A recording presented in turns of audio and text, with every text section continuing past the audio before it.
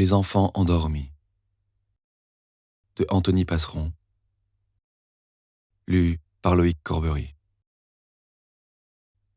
Sans doute que ça a commencé comme ça.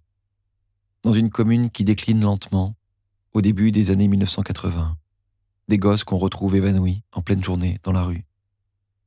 On a d'abord cru à des gueules de bois, des comas éthyliques ou des excès de joint, rien de plus grave que chez leurs aînés. Et puis, on s'est rendu compte que cela n'avait rien à voir avec l'herbe ou l'alcool. Ces enfants endormis avaient les yeux révulsés, une manche relevée, une seringue plantée au creux du bras. Ils étaient particulièrement difficiles à réveiller, les claques et les seaux d'eau froide ne suffisaient plus. On se mettait alors à plusieurs pour les porter jusque chez leurs parents, qui comptaient sur la discrétion de chacun. Les anciens ne comprenaient pas. Des enfants d'entrepreneurs, de fonctionnaires, des filles et des fils de commerçants qui avaient parfois réussi à accumuler un patrimoine important, des familles possédant des relations, des appartements, des terrains, des entreprises. Leurs héritiers n'étaient censés manquer de rien. Ils n'avaient pas connu la Seconde Guerre mondiale, pas plus que l'Indochine ou l'Algérie, les privations, la faim, le froid. Ils avaient assisté aux événements de 68 par l'entremise de la télévision, comme un écho lointain qui avait faiblement résonné dans ces vallées enclavées. Sans avoir participé aux manifestations ni aux grèves, ils avaient profité, eux aussi, de la remise en cause de l'autorité ancestrale. On les avait laissés faire des études, s'amuser, s'égarer même, pour trouver leur voie, loin de la rigueur dans laquelle leurs parents avaient grandi. Ceux-ci leur imaginaient déjà une carrière brillante, dans une administration ou une grande entreprise de la région, et voilà qu'on les retrouvait inertes, au petit matin, allongés sur le pavé. Les vieux du village fustigeaient le manque d'autorité des parents, les valeurs qui s'évanouissaient. Peut-être qu'il n'y avait tout simplement rien à comprendre. Du côté des représentants de la loi, c'était plus simple.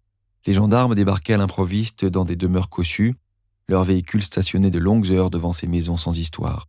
Ils démontaient les armoires, découpaient les matelas, éventraient les paquets de nourriture. Puis, ils apprenaient la nouvelle aux parents, incrédules, scandalisés qu'on traite leurs enfants comme des délinquants. Ils leur expliquaient que les articles L626 et L627 de la loi de 1970 les exposaient à des peines de prison ferme. Revendeurs, détenteurs et consommateurs étaient mis dans le même sac. Ils risquaient, sans distinction, d'être condamnés jusqu'à 10 ans d'emprisonnement. La loi prévoyait aussi la possibilité pour les toxicomanes de suivre un protocole de soins.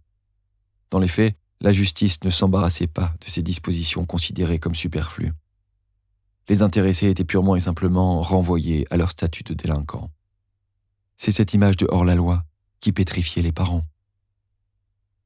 Dans un village où tout le monde se connaissait, la réputation de la famille était un élément d'importance. Devant les gendarmes, elle ne pesait plus grand-chose. Dans le bureau d'un juge d'instruction à Nice, les parents n'avaient plus aucune relation à solliciter pour passer l'éponge, intercéder en leur faveur. En dehors de la vallée, les choses leur échappaient définitivement. Ils s'essayaient alors au dialogue. Les enfants promettaient, on ne les y reprendrait plus, on ne les verrait plus traîner avec ceux qu'ils accusaient de les avoir initiés à l'usage de ces substances. Les bases du mal étaient posées, les enfants mentaient, les parents les croyaient.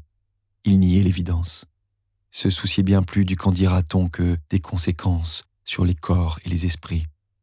Leur stratégie était simple, tenir bon et attendre que ça passe.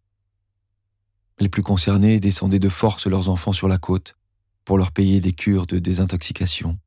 Puis, une fois sevrés, de retour au village, ceux-ci refréquentaient les mêmes personnes. La rechute était assurée.